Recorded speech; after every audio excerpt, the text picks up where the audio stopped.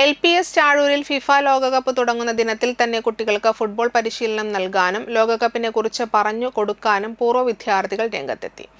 ലോകകപ്പിൽ പങ്കെടുക്കുന്ന 48 രാജ്യങ്ങളുടെ ദേശീയ പതാകകൾ തോരണം കെട്ടിയും ഫുട്ബോൾ താരങ്ങളുടെ ജേഴ്സി അണിഞ്ഞും കുട്ടികൾ ലോകകപ്പിനെ വരവേൽക്കാൻ തയ്യാറായി.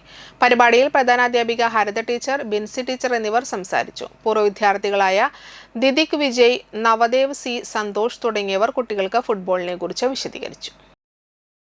അപ്പം നമ്മൾ ജൂൺ 11 നമ്മളെ വേൾഡ് കപ്പ് തുടങ്ങുകയാണ്. അപ്പോൾ അതിനായിട്ട് ഞങ്ങളിവിടെ വന്നിട്ടാണ് പിള്ളേർക്ക് പറഞ്ഞു കൊടുക്കാനായിട്ട്.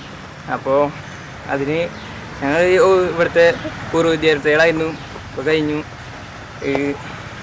ഇതിലിങ്ങനെ ഞങ്ങൾ വിളിച്ചതിൽ ഭയങ്കര സന്തോഷമുണ്ട്. കുട്ടികളും ഫുട്ബോളുമായി ബന്ധപ്പെട്ടിട്ട് വളരെ ഉത്സാഹത്തിലാണ്.